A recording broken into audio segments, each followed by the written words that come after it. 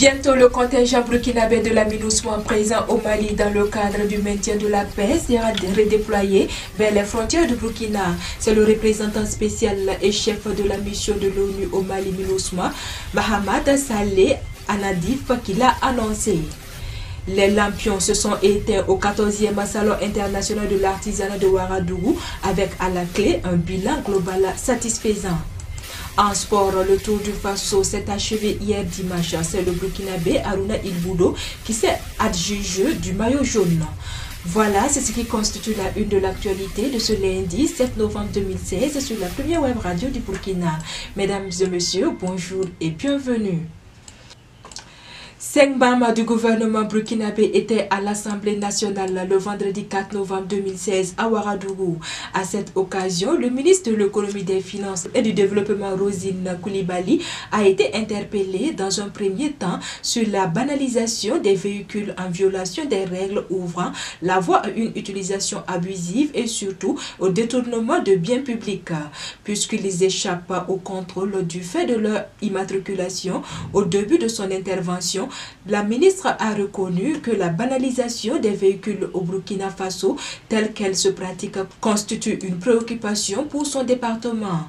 C'est une opération par laquelle l'administration des transports supprime des signes distinctifs du véhicule en établissant un certificat de mise en circulation dont les mentions relatives aux caractéristiques techniques sont exactes, tandis que celles relatives à l'identité de propriétaire, à la couleur du fond et du caractère des lettres sont fictives. La banalisation qui vise la protection de l'occupant, selon elle, est régie par une loi et concerne les véhicules de la présidence du Faso, du premier ministère, des véhicules des membres du gouvernement et des présidents d'institutions. Mais cette limitation, en croire Mme Koulibaly, n'est pas toujours respectée. Face à cette situation, la patronne de l'économie a annoncé que des réformes sont en cours dans son département en vue du respect de la limitation du nombre de véhicules banalisés au Burkina Faso. Et comme je vous le disais en titre, le représentant spécial et chef de la mission de l'ONU au Mali MINUSMA, Mahamat Saleh Anadif, a annoncé que l'ONU projette un prochain déploiement du contingent burkinabé de la MINUSMA vers les frontières de Burkina.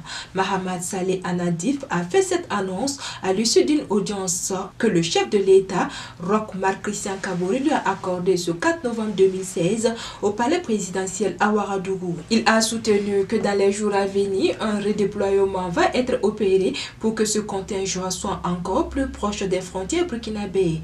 Peut-on en effet lire dans le communiqué de la présidence du Faso.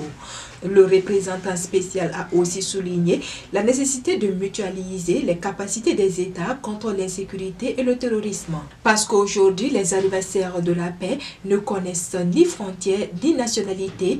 Personne, aucun pays aujourd'hui seul ne peut garantir la sécurité. Le Burkina, l'un des plus gros contributeurs en troupes au niveau de la MINUSMA, selon les propos de Mahamat Saleh Anadif, fait face à de nombreuses attaques qui concernent principalement la région du Sahel qui fait frontière avec le Mali.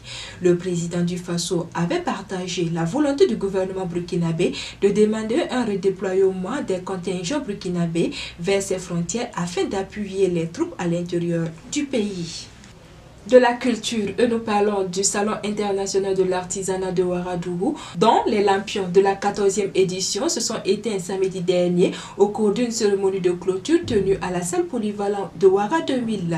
Cette clôture qui s'est faite sous forme de dîner gala appelé Nuit de l'artisan méritant a vu le sacre de la République du Niger qui a décroché le premier prix du président du Faso récompensant le meilleur stand pays d'une valeur de 3 millions de francs CFA, plus un trophée en bronze et une attestation. À cette occasion, le ministre du Commerce, de l'Industrie et de l'Artisanat Stéphane Sanou a dressé un bilan satisfaisant de la participation globale à cette fête biennale de l'artisanat africain.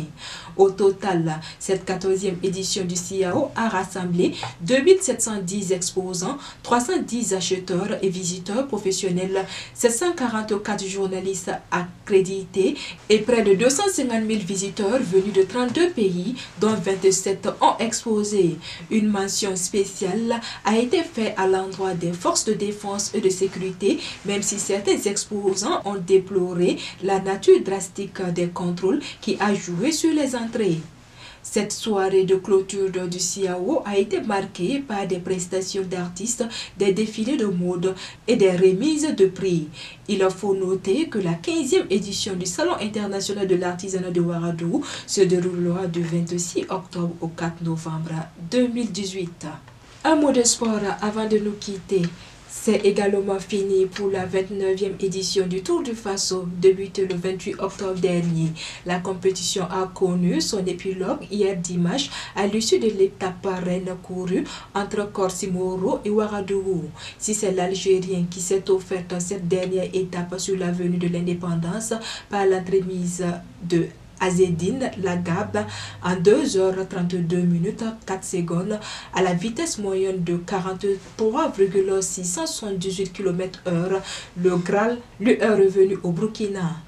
Le Burkinabé Harouna Ilboudo qui a utilisé le maillot jaune à l'arrivée de la 6e étape à Bobo Dioulasso, des épaules de l'Érythréen Salamon Zemanfès, a pu en effet conserver son maillot avec un écart d'une petite seconde sur le Français Vincent Graxic.